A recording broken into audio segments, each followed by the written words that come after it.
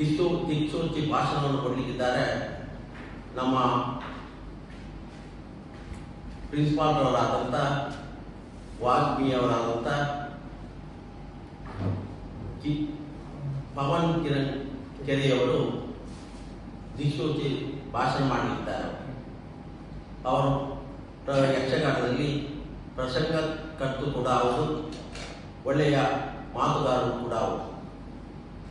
ಈ ಕಾರ್ಯಕ್ರಮದಲ್ಲಿ ನಮ್ಮ ಜಿಲ್ಲಾ ಗವರ್ನರಾದಂಥ ಮೊಹಮ್ಮದ್ ಅನೀಫ್, ಉಪ ಜಿಲ್ಲಾ ಗವರ್ನರಾದಂಥ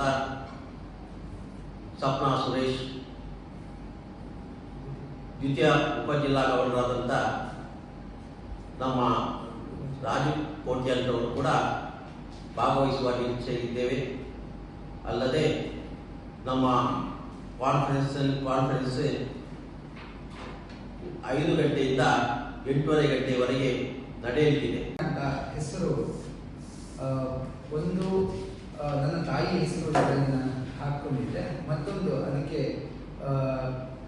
ಸಂಕ್ಷಿಪ್ತವಾಗಿ ಹೇಳಬೇಕಾದ್ರೆ ಒಂದು ವಿಜಯದ ಸಂಕೇತ, ಉತ್ತಮ ವರೆಣ್ಯ ಅಂದರೆ ಉತ್ತಮವಾದ ಒಂದು ವಿಜಯ ನಮ್ಮ ಪ್ರಾಂತ್ಯಕ್ಕೆ ಸಿಗಬೇಕು ಅಂತ ಹೇಳಿ. ಅದು ಯಾವುದರಲ್ಲಿ ಅಂತ ಹೇಳಿದರೆ ಮಾಡುವಂಥ ನಾವು ಸೇವಾ ಕಾರ್ಯಗಳಲ್ಲಿ ನಾವು ಲಯನ್ಸ್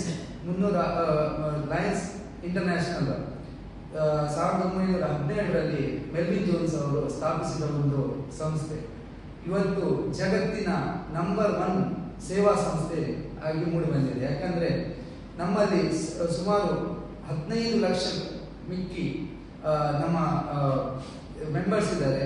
ಇನ್ನಷ್ಟು ನಾವು ಮೆಂಬರ್ಸ್ನ ನಾವು ಸೇರಿಸ್ಕೊಳ್ತಾ ಇದ್ದೇವೆ. ಹಾಗೆ ಅತ್ಯುತ್ತಮ ಸೇವಾ ಚಟುವಟಿಕೆ ಕೂಡ ನಾವು ಇದರಲ್ಲಿ ಮಾಡ್ತಾ ಇದ್ದೇವೆ. ಹಾಗೆ ನಾವು ಈ ಪ್ರಾಂತ್ಯ ಸಮ್ಮೇಳನವು ಒಂದು ನಮ್ಮ ಪ್ರಾಂತ್ಯದಲ್ಲಿ 9 ಕ್ಲಬ್ಗಳು ಬರ್ತವೆ. 12 ಕ್ಲಬ್ಗಳು ಬರ್ತವೆ. ಟೋಟಲ್ 9 ಪ್ರಾಂತ್ಯ ಇದೆ. ಪ್ರಾಂತ್ಯದಲ್ಲಿ ನಮ್ಮ ಪ್ರಾಂತ್ಯದಲ್ಲಿ 12 ಕ್ಲಬ್ಗಳು ಬರ್ತವೆ.